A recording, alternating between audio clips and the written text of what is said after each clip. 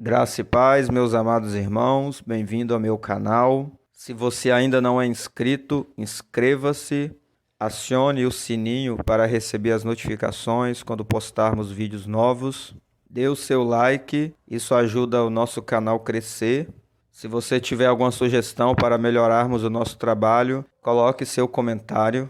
Entre no nosso canal do Telegram, Escola de Profetas Unção Sem Limites. O link está na descrição. E compartilhe este vídeo para alcançarmos mais pessoas. Em 1 Coríntios, capítulo 12, versículo 8 ao 11, diz assim: Porque a um pelo Espírito é dada a palavra da sabedoria, e a outro pelo mesmo Espírito a palavra da ciência, e a outro pelo mesmo Espírito a fé, e a outro pelo mesmo Espírito os dons de curar, e a outra a operação de maravilhas, e a outra a profecia, e a outro dom de discernir os espíritos, e a outra a variedade de línguas, e a outra a interpretação das línguas, mas um só e o mesmo Espírito opera todas estas coisas, repartindo particularmente a cada um como quer. Nós temos aqui a descrição dos 9 dons espirituais. Primeiro, o dom da palavra de sabedoria. Este dom está mais ativo no ministério de mestre. É muito mais do que o dom da palavra, pregação. Este dom não é apenas para que uma pessoa pregue bem. Ele é um conhecimento recebido por Deus que não pode ser alcançado estudando ou fazendo teologia. É um conhecimento de alto nível. É uma revelação da palavra além da letra. Geralmente, a pessoa com dom tem uma facilidade para escrever. O segundo dom é o dom da palavra de conhecimento. Este dom é o de revelação. Este dom está mais ativo nos profetas. Quem recebe este dom possui uma habilidade muito peculiar de receber uma mensagem espiritual que vem carregado de um ou mais conhecimento específico. A palavra de conhecimento é uma informação específica sobre algo da vida de uma pessoa ou situação. O dom pode ser acompanhado de uma visão ou não, mas normalmente a visão é comum neste dom. Este dom normalmente costuma vir ligado a outros dons, como profecia e dons de cura. Terceiro dom, dom da fé.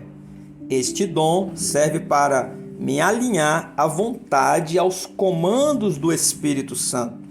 Exemplo, quando o Espírito Santo dá um comando e você duvida, significa que o dom da fé não está ativado.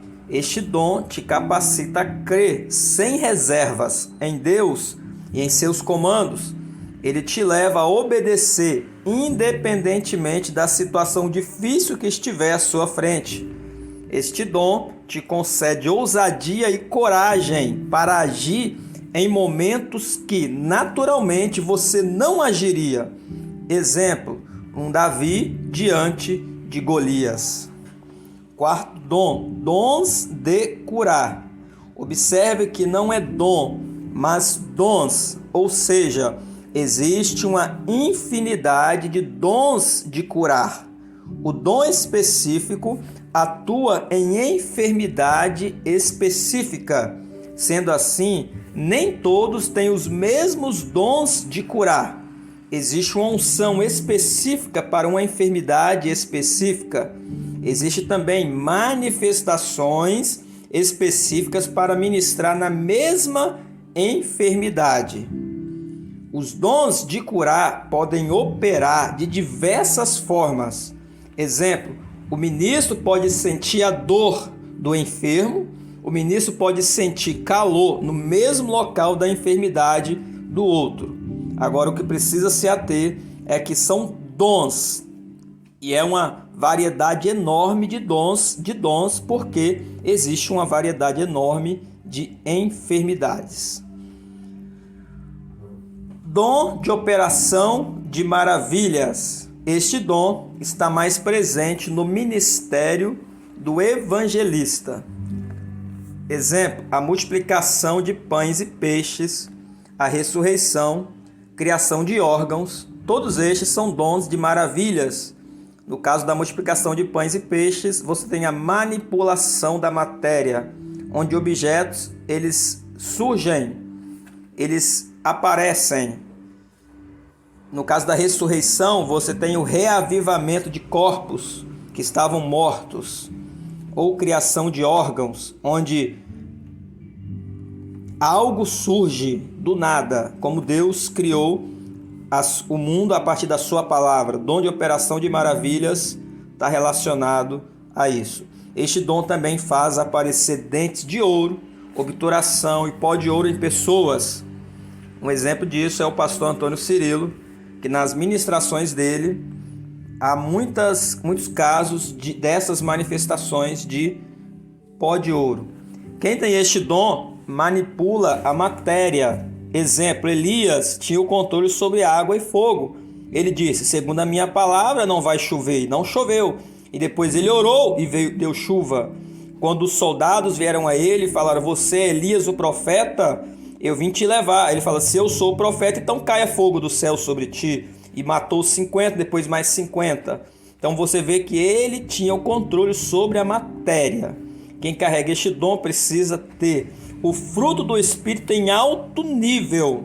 Exemplo disso é Moisés, que também tinha esse dom, porque ele controlava, ele mandava a água sair da rocha, ele abria o mar, ele fazia, ele disse uma palavra diante de Corá, se eu sou profeta, se Deus me enviou, então que a terra se abra e te engula, e a terra abriu e engoliu ele. Então veja o nível de experiência que Moisés tinha, mas também ele tinha que ter um caráter muito aprovado por Deus, e você vê na palavra que Moisés tinha essa paciência, esse caráter aprovado.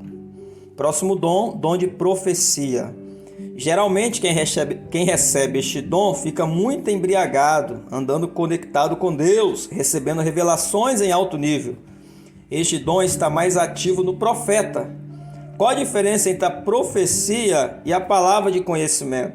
Palavra de conhecimento é uma revelação pontual, em muitos casos de apenas uma ou duas palavras. O dom de profecia é uma revelação abrangente, muito mais do que uma ou duas palavras, mas uma direção completa sobre algo ou alguém. O dom de profecia permite receber uma informação em nível mundial. Em Números capítulo 11, versículo 29 diz, porém Moisés lhe disse, tens tu ciúmes por mim? Quem dera que todo o povo do Senhor fosse profeta, que o Senhor pusesse o seu espírito sobre eles. Porque Moisés carregava unção de alto nível? Porque seu coração estava alinhado com o propósito de Deus. O sonho de Moisés, assim como de Deus, era que todos, cada filho de Deus, recebessem o Espírito Santo e fossem profeta. Por quê? O dom de profecia. Porque o dom de profecia te dá a capacidade de ouvir a voz de Deus em alto nível, em estar conectado com Deus 24 horas por dia, alinhado totalmente à vontade de Deus. No Antigo Testamento, o Espírito Santo descia apenas sobre reis, sacerdotes e profetas, mas hoje, cada um de nós, em Cristo, somos reis, sacerdotes e profetas. Próximo dom de discernir os espíritos. Além de servir para discernir os espíritos, ele dá uma hipersensibilidade para discernir a unção do Espírito Santo em sua vida. Este dom está relacionado à sensibilidade pela unção. Exemplo, Atos capítulo 14, 9. Este ouviu falar Paulo, que fixando nele os olhos e vendo que tinha fé para ser curado. Paulo viu que o coxo tinha fé para ser curado. Ele pôde saber disso através do dom de discernir o Espírito. Ele pôde saber se a pessoa estava pronta para receber a cura ou não. Através deste dom, você consegue saber se tem unção na igreja ou não, se tem unção no pregador ou não. Pelo dom, você também pode sentir a opressão em um lugar que você chega. quando um lugar é muito oprimido por Satanás, por forças satânicas, quando você chega, você sente aquela opressão através do dom de discernir os espíritos. Da mesma forma, quando você chega a um lugar em que a presença de Deus é muito forte, você consegue sentir a presença de Deus naquele lugar. O dom de variedade de línguas está relacionado às línguas celestiais. Vemos a manifestação em Atos 2, onde os discípulos falavam línguas e cada um ouvia falar em sua própria língua nativa. Possivelmente neste evento estava presente, unido ao dom de variedade de línguas, o dom de interpretação de línguas. Na variedade de línguas, Deus também concede ao ministro a habilidade em falar em outro idioma, sem nunca ter estudado o idioma. Nas línguas celestiais, temos a oração em línguas, ou o batismo com o Espírito Santo, onde a pessoa recebe línguas celestiais para orar. Na oração em línguas, a pessoa edifica a si mesmo.